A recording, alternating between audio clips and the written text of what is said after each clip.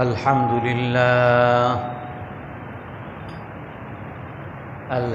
لله نحمده ونستعينه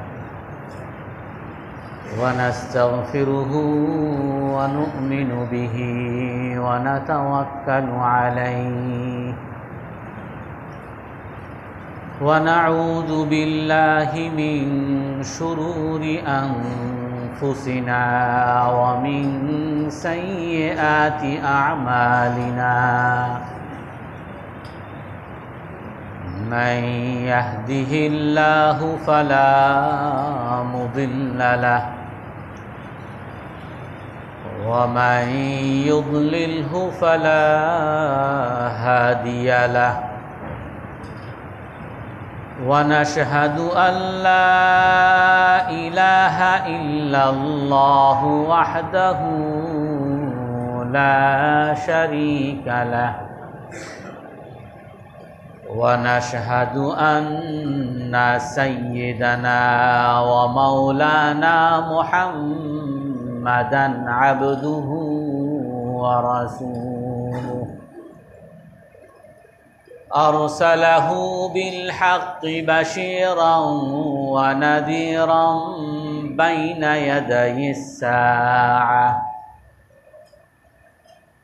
من يطع الله ورسوله فقد رشد واهتدى ومن يعصهما فقد ضل وغوى أما بعد فأعوذ بالله من الشيطان الرجيم بسم الله الرحمن الرحيم تبت يدا أبي لهب وتب ما أغنى عنه ماله وما كسب سيصلى نارا ذات لهب وامرأته حمالة الحطب في جيدها حبل من مسد وقال النبي صلى الله عليه وسلم بعثت لأتمم مكارم الأخلاق أو كما قال عليه الصلاة والسلام সম্মানিত মুসল্লিয়ানে কেরাম, রাসূল সাল্লাল্লাহু আলাইহি ওয়াসাল্লামের সমালোচনায় ফ্রান্স, এই বিষয়ে আমরা আলোচনায় ছিলাম। আল্লাহ তাআলা রাসূলুল্লাহ সাল্লাল্লাহু আলাইহি ওয়াসাল্লামকে নবুয়ত নিয়ে যখন দুনিয়াতে পাঠান, রাসূল সাল্লাল্লাহু আলাইহি ওয়াসাল্লাম 40 বছর বয়সে নবুয়ত প্রাপ্ত হন।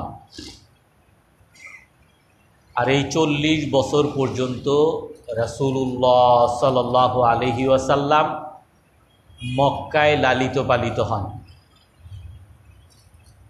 মক্কার এক বংশীয় গোত্রে রাসূল সাল্লাল্লাহু আলাইহি সাল্লামের জন্ম। মক্কার যারা বড় বড় নেতা ছিলেন তখনকার, সবাই রাসূলুল্লাহ সাল্লাল্লাহু আলাইহি ওয়াসাল্লামের আত্মীয় স্বজন। রাসূল সাল্লাল্লাহু আলাইহি ওয়াসাল্লামকে মক্কার লোকজন খুব ভালো জানতেন। রাসূলকে সবাই আল আমিন বা বিশ্বাস ভাজন, আস্থা ভাজন রাসূল সাল্লাল্লাহু আলাইহি ওয়াসাল্লামকে সবাই মনে করতেন। আর যার কারণে সবার কাছে রাসূলের এই আমানত, রাসূলের এই বিশ্বাসযোগ্যতা সকলের কাছে ছড়িয়ে পড়ছে। এমনকি বাইতুল্লাহ নির্মাণের সময়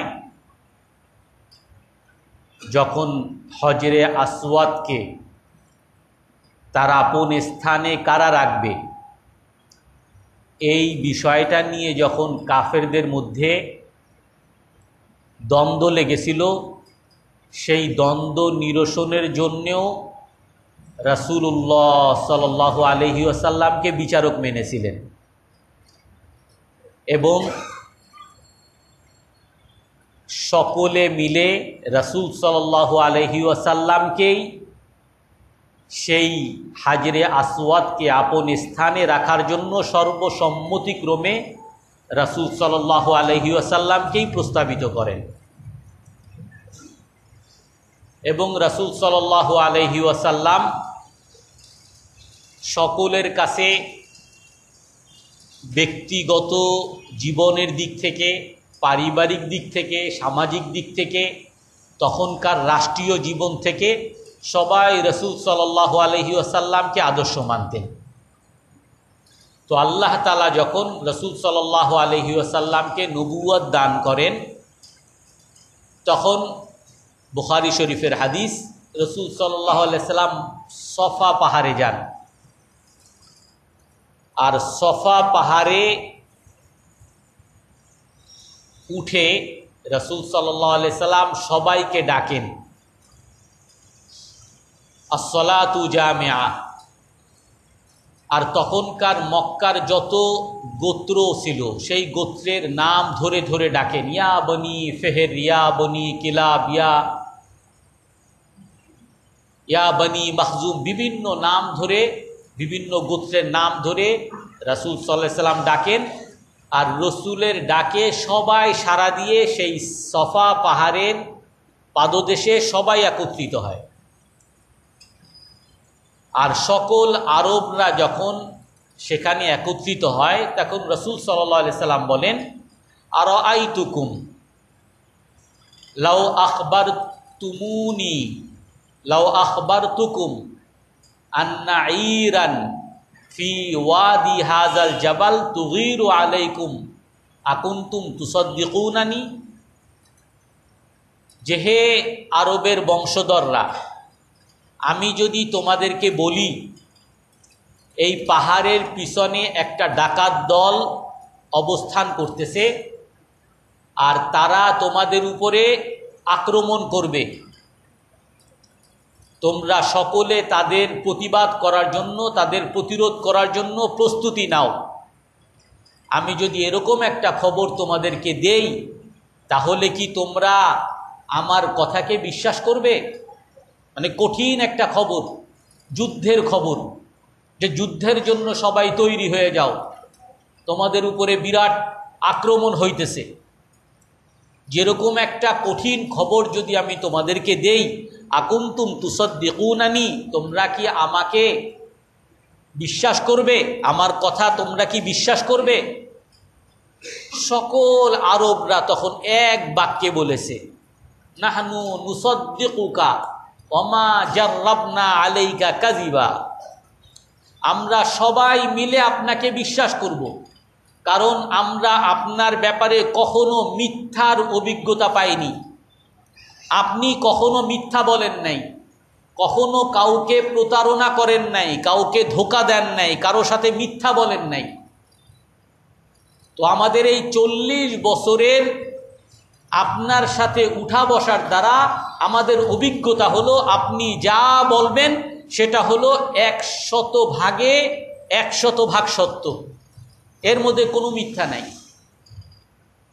রাসূল সাল্লাল্লাহু আলাইহি ওয়াসাল্লাম যখন আরবদের কাছ থেকে এরকম উত্তর পেয়েছেন, তখন রাসূল বলতেছেন, ফাইন্নী নাযীরুল লাকুম বাইনা ইয়াদাই আযাবিন শাদীদ ওয়া ইন্নী রাসূলুল্লাহি ইলাইকুম জামিআ। যে দেখো, আমি তোমাদেরকে এর চেয়েও কঠিন সংবাদ তোমাদেরকে দিচ্ছি, তোমাদের মৃত্যুর পরে তোমাদের জন্য কঠিন এক শাস্তি অপেক্ষা করতেছে।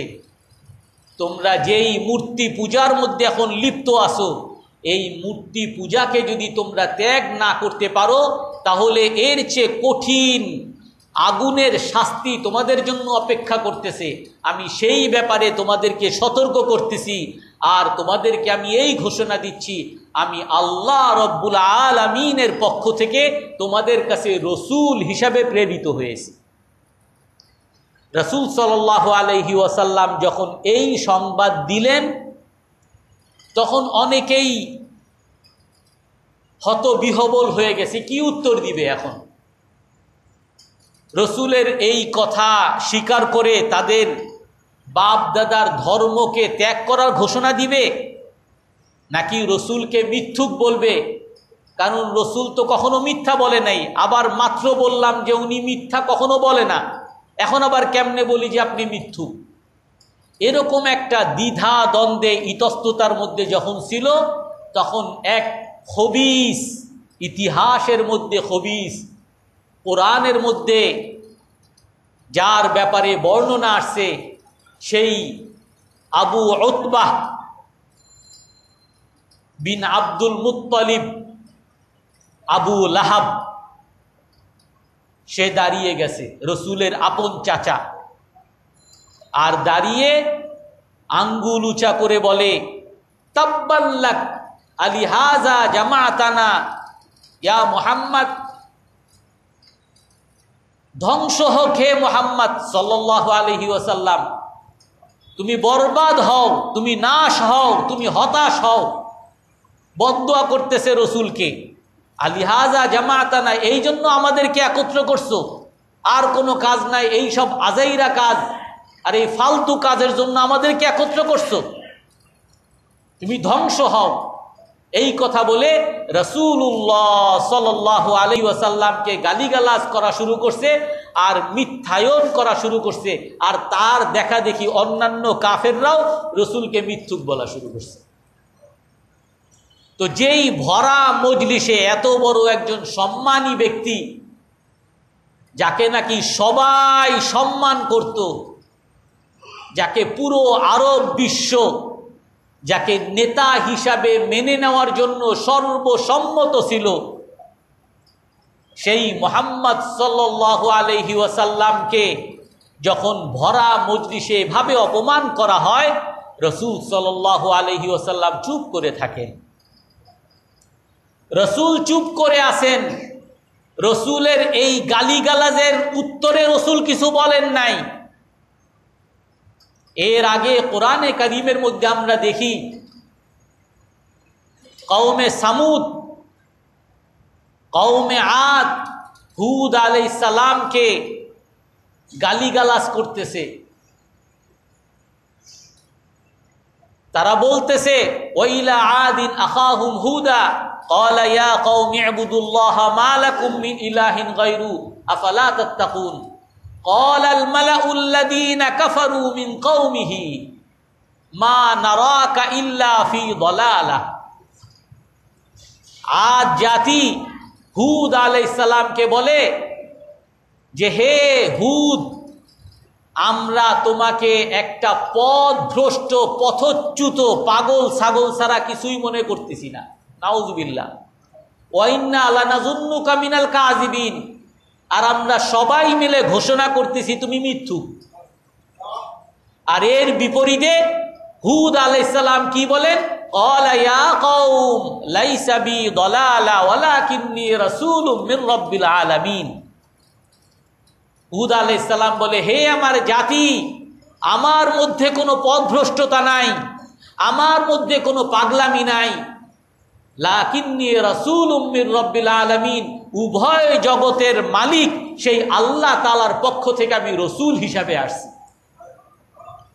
ক্বালাল মালাউল্লাযীনা কাফারু মিন কওমিহি ইন্না লানারাকা ফি সাফাহা ওয়া ইন্না লানাযুন্নুকা মিনাল কাযিবিন।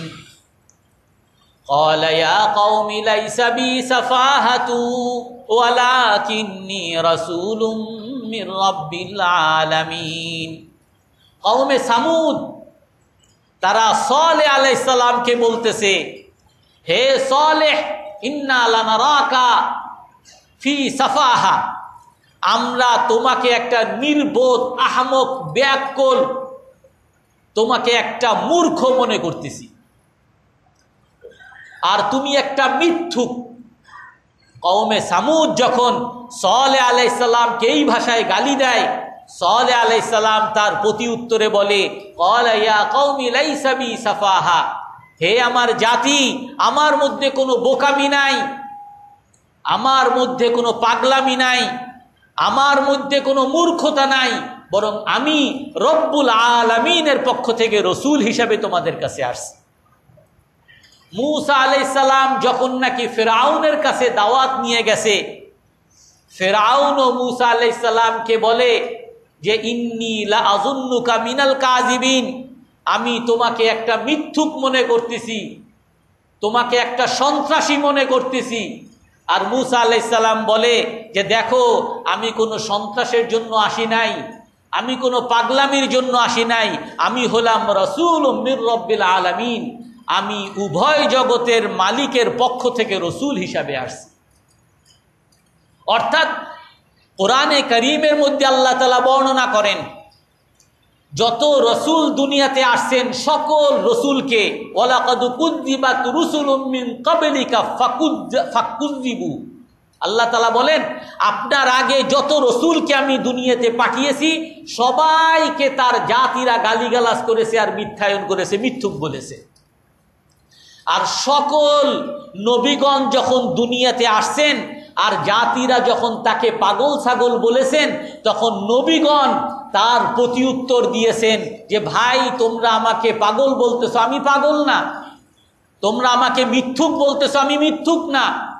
তোমরা আমাকে কবি বলতেছো, আমি কবি না। তোমরা আমাকে নির্বোধ, বোকা বলতেছো, আমি বোকা না। আমি আল্লাহর পক্ষ থেকে রসুল হিসাবে আসছি। কিন্তু একমাত্র ব্যতিক্রম হলো আমাদের রাসূলুল্লাহ সাল্লাল্লাহু আলাইহি ওয়াসাল্লাম। ওনাকে যখনই কেউ গালি দেন, আমার রসুল চুপ করে থাকেন, এর কোনো উত্তর দেন না। আবু লাহাব রসুলকে বলে তাব্বান লাক, তুমি ধ্বংস হও, তুমি হতাশ হও, তোমার নাশ হোক, তুমি অভিশপ্ত হও। আর রসুল চুপ করে থাকেন। কিন্তু আমার সেই আল্লাহ রব্বুল আলামিন, উনি চুপ করে থাকতে পারেন না।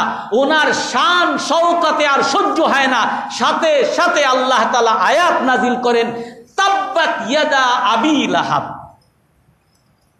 হে রসুল, আপনাকে এই আবু লাহাব ধ্বংসের জন্য বদদুয়া করে, আর আমি ঘোষণা দিচ্ছি ওই আবু লাহাবের 2 হাত ধ্বংস হয়ে গেছে। আবু লাহাব ধ্বংস হয়ে গেছে। আল্লাহ তাআলা রসুলের পক্ষে গালির উত্তর দেন। রসুলকে মক্কার কুরাইশরা বলে বিশাইরিন মাজনুন, আপনি কবি, পাগল, সাহের, জাদুকর। আর রসুল চুপ করে থাকেন, সহ্য করেন। আমার আল্লাহ সহ্য করেন না। আমার আল্লাহ কোরআনে কারীম ওই 7 আসমানের উপর থেকে আয়াত নাজিল করে ওই সকল সমালোচনাকারীর উত্তর দেন, ওমা হুয়া বিকাউলি শাইর, আমার নবী উনি কবি না, এই কোরআন কোনো কবির বাণী না। ওয়ালা বিকাউলি মাজনুন, এটা কোনো পাগলের বাণী না। ইন্নাহু লাকাউলু রাসূলিন কারীম, বরং এই কোরআনে কারীম হলো একজন সম্মানিত সম্ভ্রান্ত রাসূলের বাণী। আল্লাহ তাআলা স্বয়ং সকল সমালোচনাকারীর উত্তর আল্লাহ তাআলা দান করেন। ওই আবু লাহাবকে আল্লাহ তাআলা বলেন তাব্বাত ইয়াদা আবি লাহাব, আবু লাহাবের হাত 2টা ধ্বংস হোক, আবু লাহাব ধ্বংস হোক। আবু লাহাব মানুষের কাছে বলা শুরু করছে, এই মুহাম্মদ আমারে কি করতে পারবে? আমার অনেক ছেলে মেয়ে আছে, আমার অনেক সম্পদ আছে, যদি কোনো কারণে মারা গেলে ধরাই খেয়ে যায়, আল্লাহ যদি আমারে ধরে তাহলে এই আমার ধন সম্পদ মুক্তিপণ হিসাবে দিয়ে ছাড়া পেয়ে যাব। আমার ছেলে মেয়ের এই বংশধরের শক্তি দিয়ে আমি সারা পেয়ে যাব। আল্লাহ তাআলা ঘোষণা দেন, মা আগনা আনহু মালুহু ওয়া মা কাসাব। এই আবু লাহাবকে বাঁচাতে পারবে না তার সম্পদ, তার যা অর্জন সে দুনিয়াতে করেছে, এই নেতৃত্ব আর তার ছেলে মেয়ে, এই সকল কিছু তাকে বাঁচাতে পারে নাই, পারবেও না। দুনিয়াতে সে ধ্বংস হয়ে যাবে আর আখিরাতেও সে ধ্বংস হয়ে যাবে। সায়াসলা নারান যাতা লাহাব। আল্লাহ তাআলা মুসলমানগণকে শান্তি দেয়, মুসলমানগণকে সান্ত্বনার বাণী দেয়। রসুলকে এভাবে ভর মজলিসে গালি দেয়, সাহাবায়ে কেরাম চুপচাপ বসে থাকতে পারে না। সাহাবায়ে কেরামের শরীরে আগুন জ্বলতেছে, কিন্তু রসুল বলছেন তোমরা এখন কোনো উত্তর দিবে না, চুপ করে থাকবে। রসুল নিজেও চুপ করে আছেন, কিন্তু আল্লাহ তাআলা ওই সাহাবাদেরকে সান্ত্বনা দিয়ে বলেন, আর রসুলের সমালোচনাকারীর বিরুদ্ধে প্রতিবাদ করে বলেন, সায়াসলা নারান যাতা লাহাব। অতি সত্বর অগ্নি স্ফুলিঙ্গওয়ালা আগুনের মধ্যে, যেই আগুন ধাউ ধাউ করে জ্বলে, ওই আগুনের মধ্যে আবু লাহাব নিক্ষিপ্ত হচ্ছে। আল্লাহ তাআলা ঘোষণা দিয়ে দিয়েছেন, সায়াসলা নারান যাতা লাহাব। আল্লাহ তাআলা মুসলমানগণকে সান্ত্বনা দেয়। অনেক সময় আমাদেরকে এখন সারা পৃথিবীতেই মুসলমানদেরকে সন্ত্রাসী বলা হয়, ফিলিস্তিনিদেরকে সন্ত্রাসী বলা হয়, সিরিয়ানদেরকে সন্ত্রাসী বলা হয়, আফগানিদেরকে সন্ত্রাসী বলা হয়, আর ওই আলজেরিয়ানদেরকে সন্ত্রাসী বলা হয়। সারা পৃথিবীর মুসলমানকে সন্ত্রাসী বলা হয় কেন? যে তারা রসুলের ব্যঙ্গচিত্র তারা এঁকেছে, রসুলের সিনেমা তারা বানিয়েছে, রসুলের বদনাম তারা করেছে, রসুলের ছবি এঁকেছে, আর রসুলের মাথায় পাগড়ির পরিবর্তে বোমা দিয়ে রেখেছে, আর রসুল সন্ত্রাসীদের নেতা এইভাবে জগতের সামনে উপস্থাপন করেছে। আর মুসলমানরা তার রসুলকে কেউ গালি দেবে, এটা মুসলমানরা কখনো সহ্য করতে পারে না। আপনি যদি সন্তান হন আর আপনার বাবা যদি আপনার আসল বাবা হয়, আপনার বাবাকে কেউ গালিগালাজ করে, বাবাকে কেউ থাপ্পড় মেরে আর সন্ত্রাসী বলে চলে যাবে, আর আপনি যদি তার সন্তান হন, আপনি কখনো চুপ করে থাকতে পারবেন না। এটা মানুষ হিসাবে মানুষের মধ্যে আত্মসম্মান বোধ থাকবে।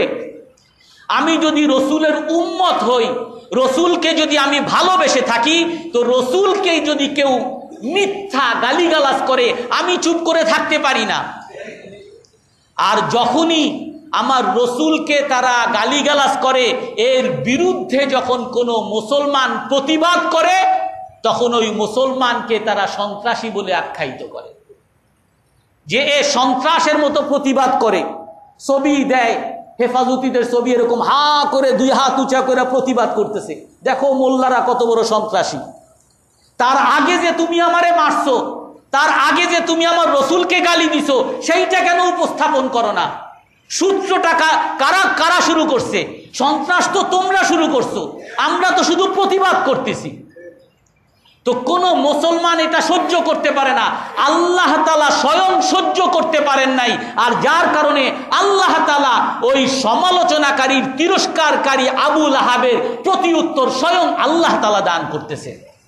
তাব্বাত ইয়াদা আবি লাহাব মা আগনা আনহু মালুহু ওয়া মা কাসাব সায়াসলা নারান যাতা লাহাব।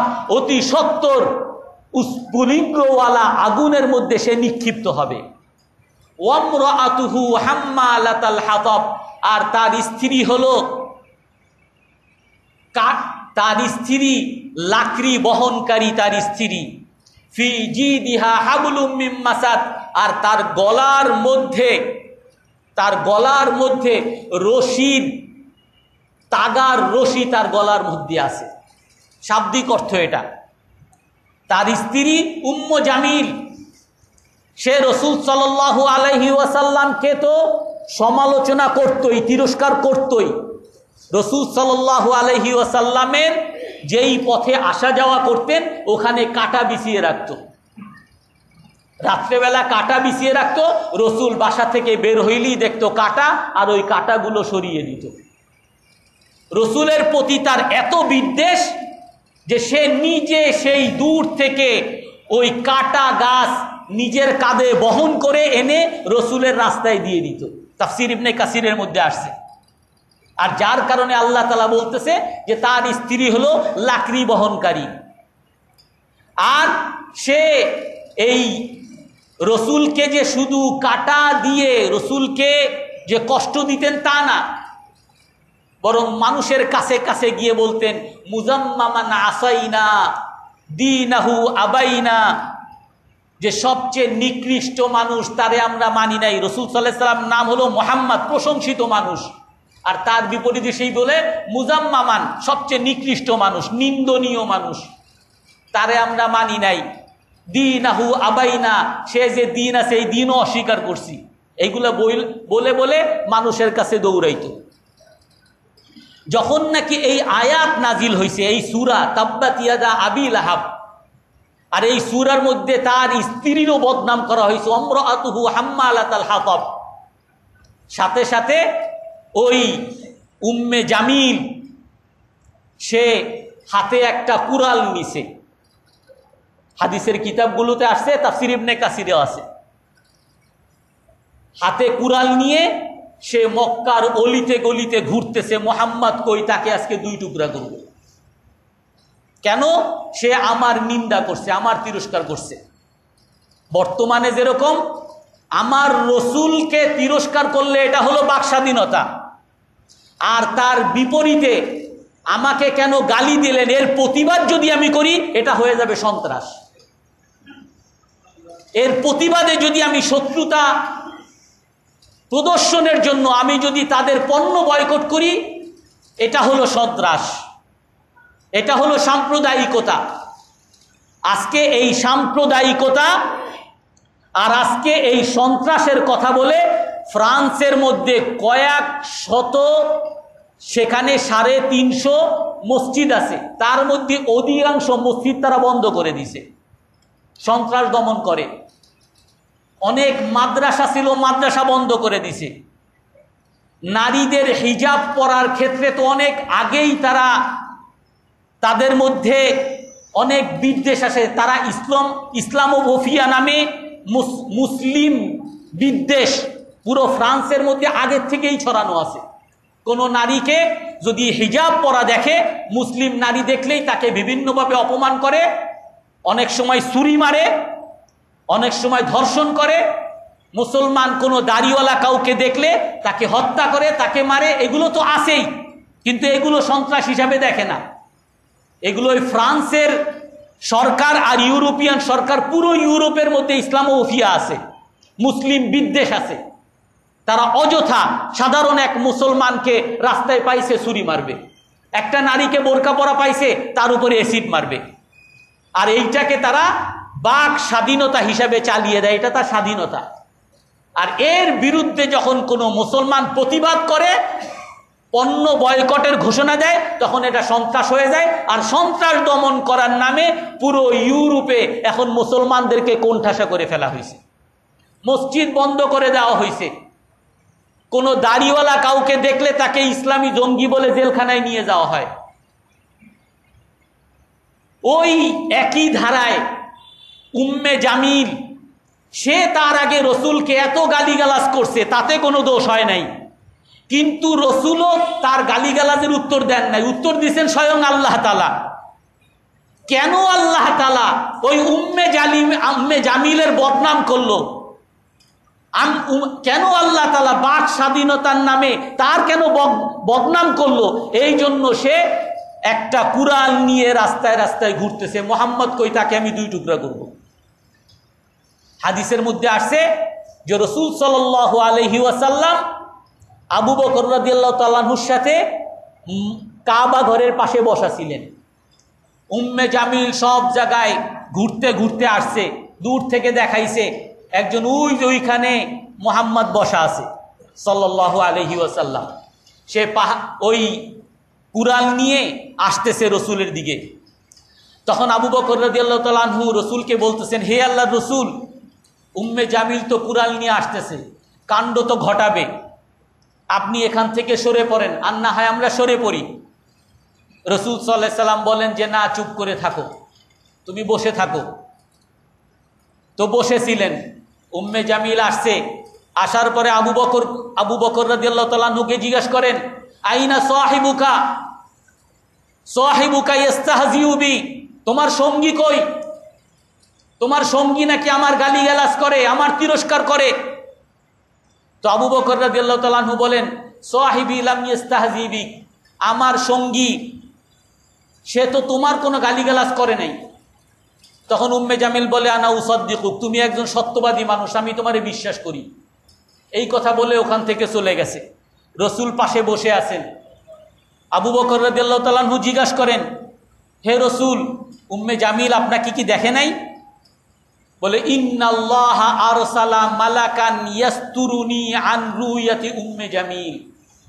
উম্মে জামিল যখন এখানে এসেছিল, আল্লাহ তাআলা একজন ফেরেশতা পাঠাইছেন, আর ওই ফেরেশতা আমাকে তার কাছ থেকে আড়াল করে রেখেছিলেন। আল্লাহ তাআলা ওই আয়াত নাজিল করেন, ওয়ামরাতুহু হাম্মালাতাল হাতাব ফি জিদিহা হাবলুম মিন মাসাদ। ওই উম্মে জামিলের গলার মধ্যে আগুনের হার আছে, আগুনের রশি তার গলার মধ্যে। এই আয়াতের মধ্যে প্রথম আয়াতে, দ্বিতীয় আয়াতে আল্লাহ তাআলা স্পষ্টই বলছেন, আবু লাহাব সায়াসলা নারান যাতা লাহাব, আবু লাহাব অতি সত্বর জাহান্নামের আগুনের মধ্যে নিক্ষিপ্ত হবে। আর তার স্ত্রী উম্মে জামিল সম্পর্কে আল্লাহ তাআলা বলেন, ফি জিদিহা হাবলুম মিন মাসাদ, তার গলার মধ্যে আগুনের হার তার গলার মধ্যে আছে, মানে সেও জাহান্নামী। দুইজনকেই আল্লাহ তাআলা দুনিয়াতে থাকতেই জাহান্নামের ঘোষণা দিছে। এখন অনেক সময় এরকম হয়, আমার পরিচিত একজন, সে মাদ্রাসায় পড়ে, তাকে বলে, কি পড়ো তুমি, ইংলিশও পারো না। তার জিদ চাপছে, আমারে বলে আমি ইংলিশ পারি না, ইংলিশ এমনভাবে শিখছে এখন ফ্লুয়েন্টলি ইংলিশ কথা বলতে পারে। তারা বলে, কি তুমি, আরেকজনকে বলছে, কি পড়ো তুমি, মাদ্রাসায় পড়ো, কোনো ইউনিভার্সিটির একটা ভালো ডিগ্রি নাই। বলে আমার ডিগ্রি নাই, সেই ইউনিভার্সিটিতে পড়ে পিএইচডি তারপরে লাভ করেছে। অর্থাৎ অনেক সময় মানুষকে কিছু বললে মানুষের জিদ চাপে। তো আবু লাহাব আর উম্মে জামিল, তাদের দুইজনার ব্যাপারে যখন আল্লাহ তাআলা ঘোষণা দিয়েছেন তারা দুজন জাহান্নামী, তখন তাদের দুইজনার জিদ চাপতে পারে নাই যে ঠিক আছে, কোরআনে কারীম বলে যে সত্য, আর তারা ঘোষণা দিয়েছে আমরা জাহান্নামী, আমরা জিদ করে দেখায় দিই আমরা মুসলমান হয়ে গেছি, কোরআন মিথ্যুক, দেখো আমি মুসলমান হয়ে গেছি, কোরআন মিথ্যা বলতেছে, আমি নাকি জাহান্নামী, অথচ আমি মুসলমান। কোরআনকে মিথ্যুক সাব্যস্ত করার তাদের সামনে সুযোগ ছিল, কিন্তু তারপরও তারা মিথ্যায়ন করতে পারে নাই। কারণ আল্লাহ তাআলা যেটা বলেন আর যেটা নির্ধারণ করেন, এটাকে হেরফের করার মতো কারো কোনো ক্ষমতা নাই।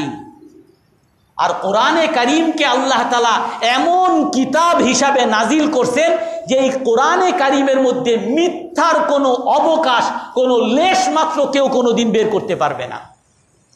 কোরআনে কারীমের এটা একটা বড় মুআজিজা।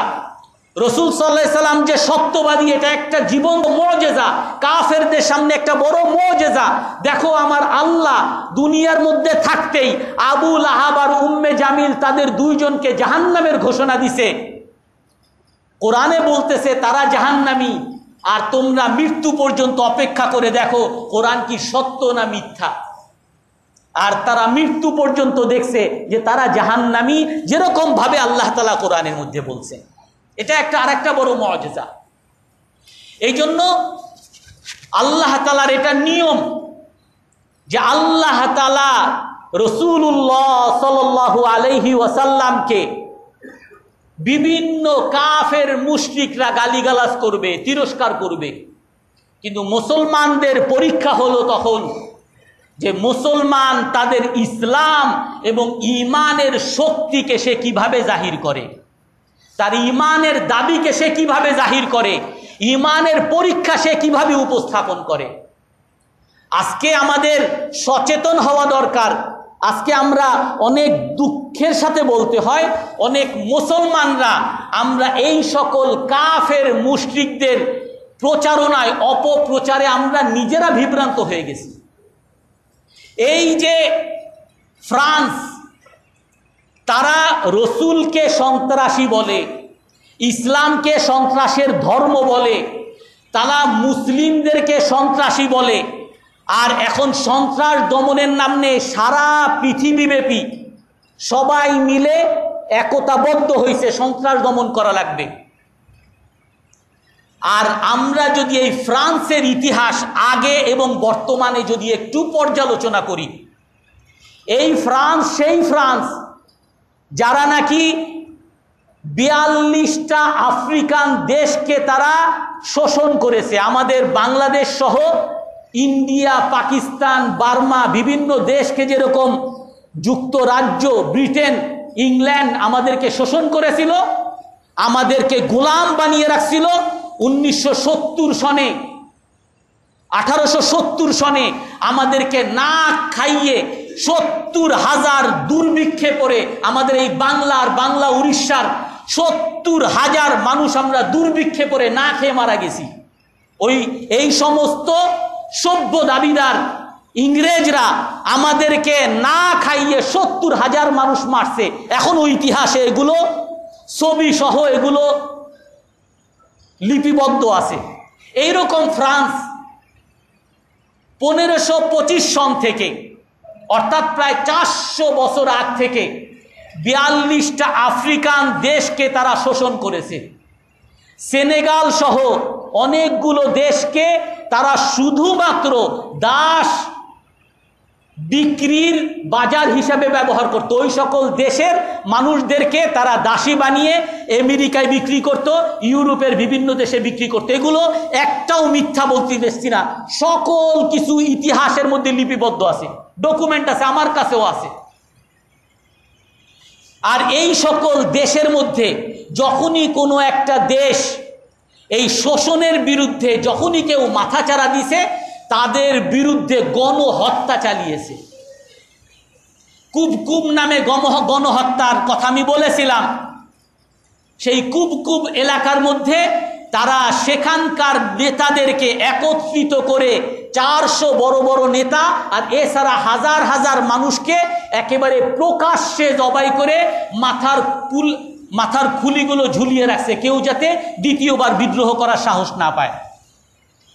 রামাদি আর একটা এলাকা, সেই এলাকার মানুষ ফ্রান্সের শোষণ থেকে বাঁচার জন্য তারা একটা পাহাড়ের গুহার মধ্যে তারা আশ্রয় নিয়েছিল।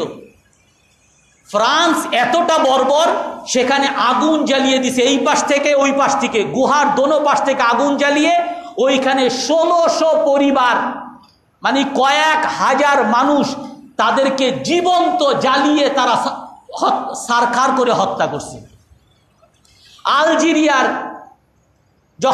আলজেরিয়ার তারা নিজেরাই ফ্রান্সের সাথে তাদের 1,37,000 সেনাবাহিনী, ফ্রান্স যখন জার্মানির সাথে বিশ্বযুদ্ধ করে সেই সময় 1,37,000 সেনাবাহিনী আলজেরিয়ানের তারা তাদের সাথে যুদ্ধ করেছে। আর ফ্রান্স বলেছিল যদি আমাদের সাথে করো যুদ্ধ তাহলে তোমাদেরকে আমরা স্বাধীনতা দিব।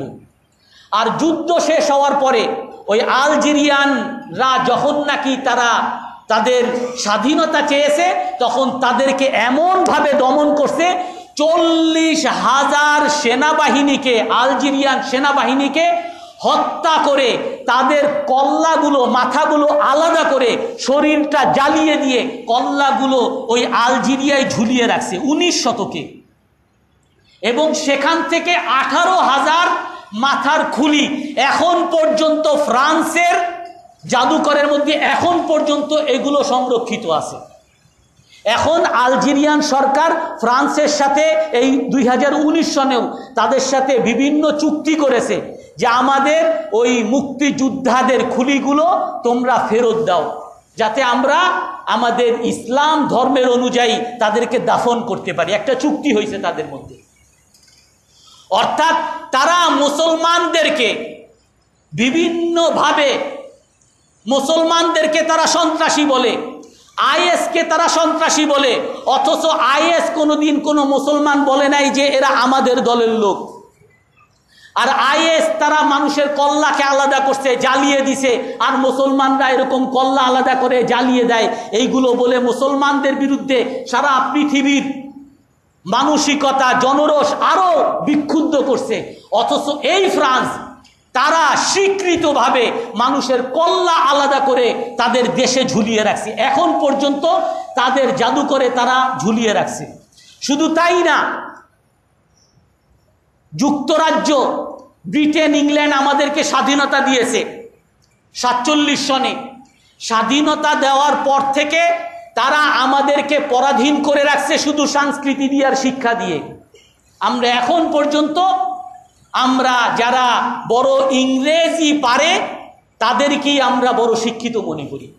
আমি এক জায়গায় ইন্টারভিউ দিতে গেছি আরবি শিক্ষক হিসেবে, আমারে তারা ইংলিশে কথাবার্তা বলে, একজনও আরবি পারে না। আমি বললাম, স্যার আমি এখানে তো আরবি টিচার হিসেবে আসছি, আমাকে ইংলিশে বলেন কেন? ইংলিশে কথা বললাম, তারপরে ওনারা আমাকে কোনো আরবিতে উত্তর দেয় না। যখন আমি এই প্রশ্ন করলাম, বলে ইংলিশ হলো একজন শিক্ষিত হওয়ার মানদণ্ড। আমাদের বড় বড় ইউনিভার্সিটির শিক্ষকগণ এইগুলো বলে, ইংরেজি হলো একজন শিক্ষিত হওয়ার মানদণ্ড। সে যে কোনো ভাষার পণ্ডিতই হোক না কেন, বিশেষজ্ঞ হোক না কেন, এটা এখন পর্যন্ত আমরা বিশ্বাস করি। আর ওই ফ্রান্স সাংস্কৃতিক এবং শিক্ষার দিক থেকে পুরো আফ্রিকাকে তাদের বশে তো রাখছেই। ফ্রান্স ওই আফ্রিকার সকল দেশের সরকারি ভাষা হলো ফ্রেঞ্চ ভাষা। তাদের অনেক দেশের আঞ্চলিক ভাষা ছিল, তারা জোর করে মানুষকে হত্যা করে ওই ফ্রান্সকে তাদের রাষ্ট্রীয় ভাষা এবং তাদের সরকারি ভাষা হিসাবে ঘোষণা তখনও করেছে, এখনো করেছে। তাদের সকল পড়াশোনা, সকল আইন আদালত, সকল অফিস আদালত, এমনকি আরব কিছু কিছু দেশ যেগুলো ফ্রান্সের অধীনে ছিল, মরক্কো, লিবিয়া, আলজেরিয়া, তিউনিসিয়া, এগুলো যদিও আরব দেশ, কিন্তু তাদের সরকারি ভাষা এখন পর্যন্ত ফ্রেঞ্চ। অর্থাৎ তারা ফ্রান্স ভাষাকে তাদের উপরে চাপিয়ে দিয়ে শিক্ষা সংস্কৃতিকে পুরো বশ করে রাখছে। তাদের অর্থনীতি আপনারা ইতিহাস ঘেঁটে দেখেন, এই আফ্রিকান দেশগুলো তারা যত টাকাই অর্জন করবে সব কিছু FC France of African France bank, এই ব্যাংকে সবাইকে রাখতে হবে রিজার্ভ। আমাদের যেমন রিজার্ভে রাখি আমরা, ওই ফ্রান্স ব্যাংকের মধ্যে তাদের সকলের টাকা সেই রিজার্ভ রাখতে হবে ফ্রান্সের একটা ব্যাংকে। আর সেখান থেকে মাত্র 15% টাকা তারা আবার নিতে পারবে তাদের নিজেদের খরচের জন্য। কিন্তু 15% যে টাকাটা নিবে, এই টাকাটা নিতে হলো নিজের টাকা, নিজে রাখছে। কিন্তু এই আফ্রিকান দেশগুলো এই টাকাও যদি তারা কোনো কাজে নিতে চায়, তাদেরকে সুদে নিতে হবে, ফ্রান্সকে সুদ দিয়ে তারপরে এই টাকা নিতে হবে। অর্থাৎ পুরো অর্থনীতি ফ্রান্সের হাতে। এই সকল আফ্রিকান দেশগুলোর মধ্যে অনেক দেশে স্বর্ণের খনি আছে, ইউরেনিয়ামের খনি আছে, কয়লার খনি আছে, অনেক ভালো ভালো খনি আছে। কিন্তু তাদের সাথে 1960 সনে ফ্রান্স যদিও তাদেরকে এখন স্বাধীনতা দিছে, কিন্তু তখন থেকেই চুক্তি করা, যত খনি আছে এই সকল খনি উত্তোলনের একমাত্র ক্ষমতা হলো ফ্রান্সের। তারপরে এই ফ্রান্সের এইখানে এই সকল দেশগুলোতে অনেক অবকাঠামো তৈরি করছে। যেমন ব্রিটিশরা আমাদের দেশে রেল বানাইছিল, ওই হার্ডিঞ্জ ব্রিজ, এগুলো ব্রিটিশরা বানিয়েছিল। এরকম ফ্রান্সরা আফ্রিকান দেশের বিভিন্ন অবকাঠামো, রেল অথবা রেল রাস্তা অথবা কোনো রাস্তা তারা তৈরি করছে, কিন্তু এই রাস্তাগুলোকে তারা সব ঋণ হিসাবে তাদের খাতার মধ্যে লিখে রাখছে। অর্থাৎ এই হার্ডিঞ্জ ব্রিজ করতে তাদের ওইখানে কোনো ব্রিজ 100 কোটি টাকা লাগছে, এই 100 কোটি টাকা ঋণ হিসাবে আবার ফ্রান্সকে এগুলো সব পরিশোধ করতে হবে। এখনো তারা পরিশোধ করতেছে। ওই আফ্রিকান দেশগুলোকে এভাবে তারা কুক্ষিগত করে রাখছে। আর এই রকম শোষণ করে যাচ্ছে। এর বিরুদ্ধে কোনো রাষ্ট্র, কোনো শাসক কি কথা বলে না? হ্যাঁ, কিছু কিছু শাসকরা কথা বলেছিল। ইতিহাসের মধ্যে 22 জনের নাম আছে। যারা যারা কথা বলেছে, 22 জন রাষ্ট্রপতি এরকম, যারাই ওই গিবনের এক প্রেসিডেন্ট ছিল, চাঁদের আর এক প্রেসিডেন্ট ছিল, তারা ওই ফ্রান্সের, তারা তো তাদের খনিকে উত্তোলন করে। ওই গিবনের প্রেসিডেন্ট বলছিল যে আমাদের খনি অন্য একটা দেশ উত্তোলন করবে, অন্য দেশের কাছে দরপত্র আহ্বান করেছিল। কেন করেছিল? এই অপরাধে ওই গিবনের প্রেসিডেন্টকে তারা গোপনে হত্যা করে। এভাবে 22 জন প্রেসিডেন্টকে তারা হত্যা করে যখনই ফ্রান্সের স্বার্থের বিরুদ্ধে গেছে। এমনকি সর্বশেষ মুয়াম্মার গাদ্দাফি, তাকে এই ফ্রান্সের গোয়েন্দা দল্লাই তাকে হত্যা করছে। কারণ সে যখনই ফ্রান্সের বিরুদ্ধে গেছে, এর আগে সারজাকির পক্ষে ছিল, যার কারণে মুয়াম্মার গাদ্দাফির বিরুদ্ধে কেউ কথা বলে নাই। সর্বশেষ মুয়াম্মার গাদ্দাফি যখন ওই ফ্রান্সের বিরুদ্ধে কথা বলছে, তাকেও শেষ করে দিয়েছে। অর্থাৎ রাষ্ট্রীয়ভাবে, অর্থনৈতিকভাবে, সামাজিকভাবে, বিভিন্নভাবে তারা এই সকল দেশগুলোকে শোষণ করে যাচ্ছে। আর যখনই এরা কেউ স্বাধীনতার জন্য যে কেউ কথা বলছে, তাদেরকে গোপনে হত্যা করে ফেলছে। আর এইগুলোকে তারা সন্ত্রাস বলে না, পৃথিবীবাসী এটাকে সন্ত্রাস বলে না, এটাকে বাক স্বাধীনতা বলে, এটাকে সভ্যতা বলে বহিঃপ্রকাশ করে। আর দুঃখজনক হলো, আজও ওই ফ্রান্স, ওই আফ্রিকার বিভিন্ন দেশের মধ্যে তাদের বিদ্রোহ যখন মাথাচাড়া দিছে, তখন মুসলিম সন্ত্রাস দমন নামে, ইসলামী সন্ত্রাস দমন নামে বিভিন্ন দেশে তারা সরাসরি এখন আক্রমণ করতেছে। আর এটা পৃথিবীব্যাপী এটা স্বীকৃত।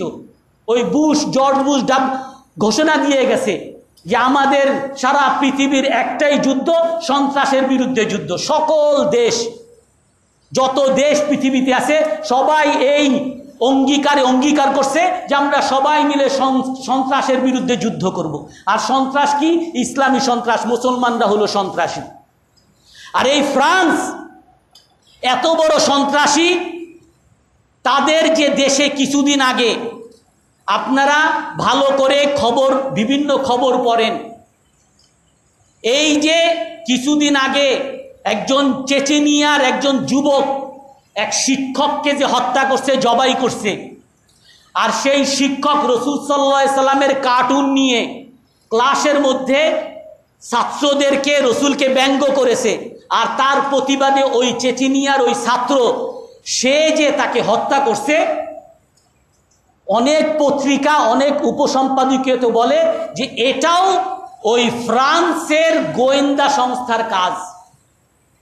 কারণ যদি না হইতো, তাহলে ওই একটা মাত্র যুবক, 18 বছরের যুবক, তাকে সেই সময় কেন হত্যা করে ফেলা লাগবে?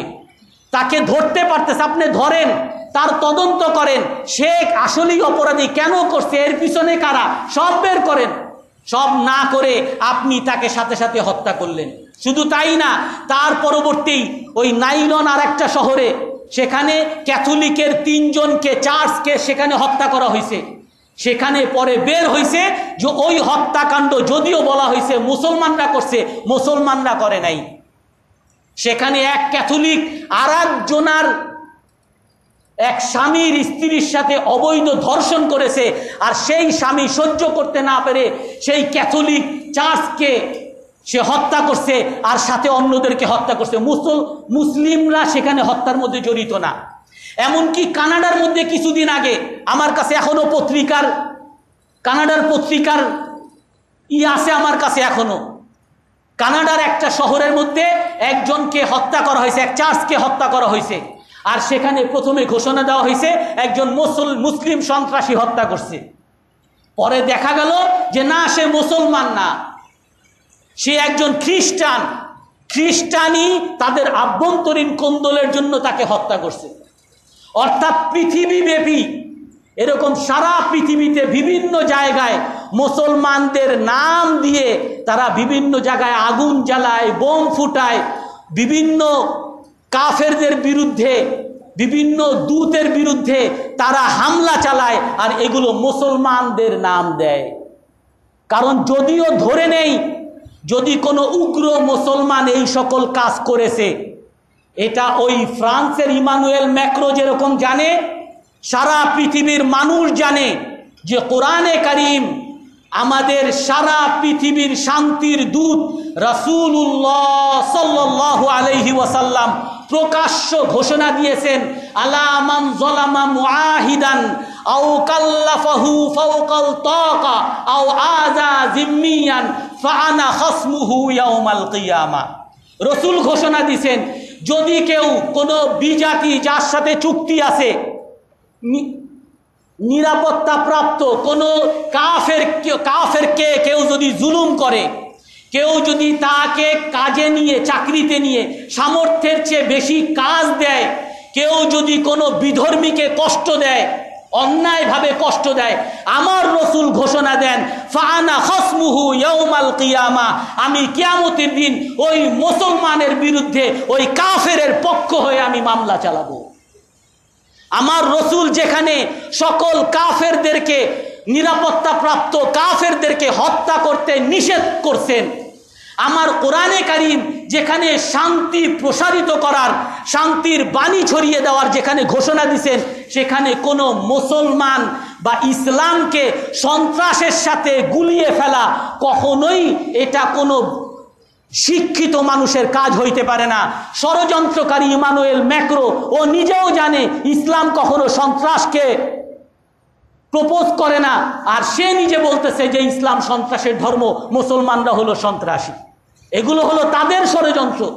এই জন্য আমার ওই কাফের মুশরিকরা কি করে সেটা নিয়ে আমার দুঃখ নাই। আমার দুঃখ হলো আমার মুসলমানদেরকে নিয়ে। আমার বাংলাদেশেই যখন শুনতে হয়, আমার বাংলাদেশের মুসলমানদের মুখে শুনতে হয় যে যারাই হেফাজতি এক একটাকে ধর জবাই কর, যারাই হেফাজতি তারাই মেড ইন পাকিস্তান, আর এইভাবে বলে তারা প্রকাশ্যে স্লোগান দেয়। আরো সবচেয়ে বড় দুঃখ, আজ আমরা মুসলমানরা হাজারো দলে বিভক্ত, অথচ আমাদের বিরুদ্ধে ওই কাফের হিন্দু, বৌদ্ধ, খ্রিস্টান এত বিভক্ত দল, এক ধর্ম আর এক ধর্মের শত্রু হওয়া সত্ত্বেও তারা সবাই মিলে একতাবদ্ধ হয়ে মুসলমানদের বিরুদ্ধে তারা জাতীয় প্রতিবাদ দিবস 7ই নভেম্বর তারা পালন করেছে। আর আমরা তার বিপরীতে মুসলমানরা আজকে আমরা কেউ চরমনাইতে আসি, আর কেউ আমরা শাসনতন্ত্রে আসি, আর কেউ আমরা এতাআতি তাবলিগে আসি, আর কেউ আমরা ওয়াজাহাতি তাবলিগে আসি, আর কেউ আমরা এই মসজিদে আসি, ওই মসজিদে আসি। আজকে আমরা মুসলমানরা হাজারো বিভক্ত, কাফের সবাই একতাবদ্ধ হয়ে গেছে। এই পরিপ্রেক্ষিতে সকল মুসলমানকে কাফেরদের বিরুদ্ধে, কাফেরদের ষড়যন্ত্রের বিরুদ্ধে আমাদের সকলকে একতাবদ্ধ হতে হবে। হব তো ইনশাআল্লাহ আমরা? আল্লাহ তাআলা আমাদের সবাইকে একতাবদ্ধ হওয়ার তৌফিক দান করে। যারা সুন্নত পড়ি নাই, সুন্নত পড়ি নেই।